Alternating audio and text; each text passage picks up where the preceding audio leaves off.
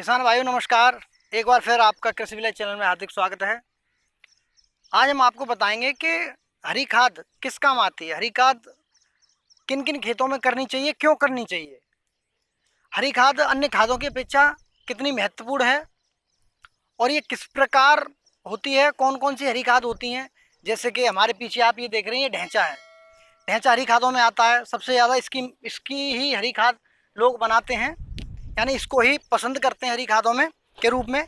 जैसे कि आपकी मूंग है, उड़द है, लोबिया है, या फिर सन है। आपने देखा हो सन है जिसकी रस्सी बटी जाती है। तो हरी खाद को कब करना चाहिए? जैसे कि आपके गेहूं कट चुके हैं, गेहूं कटने के बाद जो जैसे अप्रैल लास्ट में गेहूं कट जाते हैं या मई के फर्स्ट वीक में, तो मई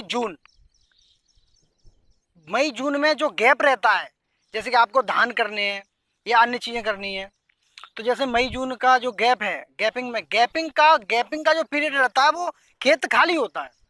तो जब खेत खाली रहता है तो उसमें ज़्यादातर, जब खेत खाली होगा तो खरपतवार ही उगेंगे। जब खेतों में खरपतवार उगेंगे तो आपके खेतों की जो पोषक तत्व है वो खरपतवार चुरा लेते हैं, यानी आपके खेत को फायदा न दे करके वो नुकसान ही पहुंचाते हैं। तो इस चीज़ से भी बचा जा सकता है अगर हम हरी खाद का प्रयोग करते हैं। आपको जो गैप पीरियड आपका बचता है, उस गैप पीरियड को भरने के लिए ढैंचा बहुत ही बढ़िया फसल है, यानी बहुत ही हरी खाद के रूप में काम करती है।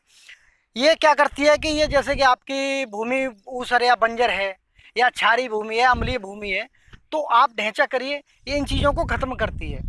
इसमें कार्बनिक तत्व पाए जाते हैं और इसमें नाइट्रोजन की मात्रा बहुत होती है। जैसे कि हम आपको दिखाते हैं एक पेड़ उखाड़ करके, ये देखिए,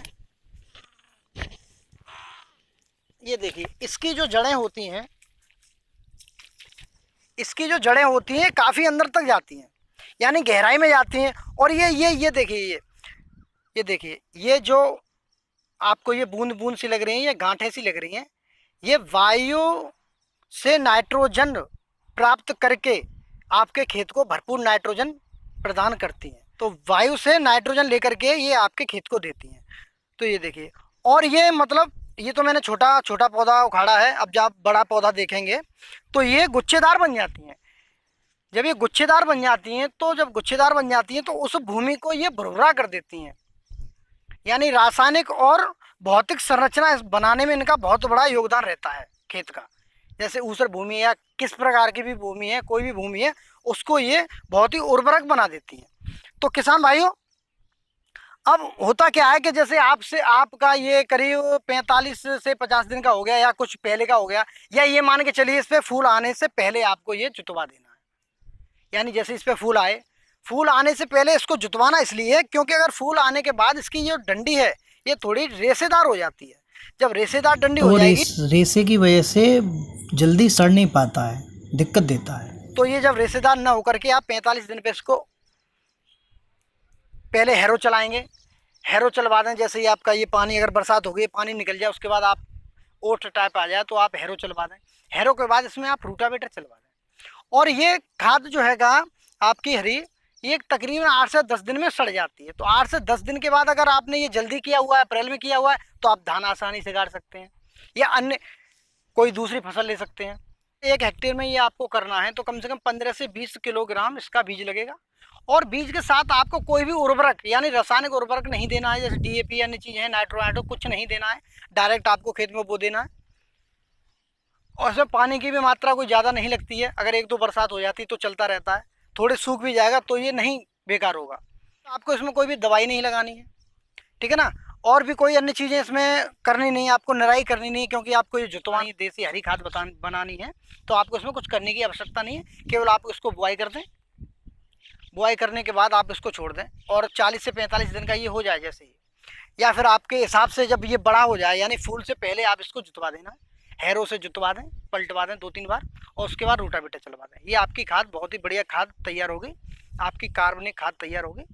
और आपको ये जो नाइट्रोजन वायुमंडल से नाइट्रोजन जो लेता है, आपके खेत को काफ़ी नाइट्रोजन मिलती है। तो किसान भाई, ये छोटी सी जानकारी थी, आप इस बार करके देखें। अगर आपने खेत खाली छोड़े रखे हैं तो खरपतवारों से बचने के लिए, जो 2 महीने गैप रहता है उसको बचने के लिए और अपने खेत को और उर्वरक बनाने के लिए एक बार आप इसका ढैंचे का प्रयोग करें। अगर आप ढैंचे का प्रयोग नहीं करना चाहते तो दूसरी खादें हैं, उनका भी आप प्रयोग कर सकते हैं। दूसरी खाद हरी खाद हैं, जैसे कि आप लोबिया है, उड़द है, जैसे उड़द है और मूंग है तो उसकी फलियां तोड़ लेते हैं और बाकी का जो बचता है उसको जुतवा देते हैं, तो वो भी हरी खाद के रूप में काम आती है। इसी तरह सन होता है, सन को भी आप ऐसे ही फूल आने से पहले जुतवा दें और वो काफ़ी हरी खाद बन जाती है। तो अन्य खादों की अपेक्षा हरी खाद एक बहुत अच्छा विकल्प है, क्योंकि पुराने जमाने में हरी खादों का ही ज़्यादा उपयोग होता था। पहले डीएपी, एपी, यूरिया यूरिया कुछ था नहीं, तो इन्हीं चीज़ों का उपयोग करके किसान अच्छी पैदावार लेते थे। तो इसी जानकारी के साथ किसान भाइयों आपसे विदा लेते हैं, और अगर आप हमारे चैनल पर नए हैं तो हमारे चैनल को सब्सक्राइब और लाइक शेयर करना वीडियो को न भूलें। धन्यवाद।